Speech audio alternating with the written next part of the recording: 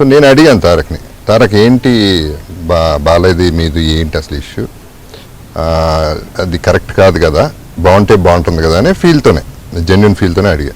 తను క్లియర్గా ఒకటే చెప్పాడండి, నాకేంటి బాబు ఆయనతో ప్రాబ్లం, నాకు ఏ ప్రాబ్లం లేదు, నాకు తెలియదు కూడా ప్రాబ్లం ఏంటో. ఆయన ఫాదర్, నా ఫాదర్ బ్రదర్ ఆయన, నా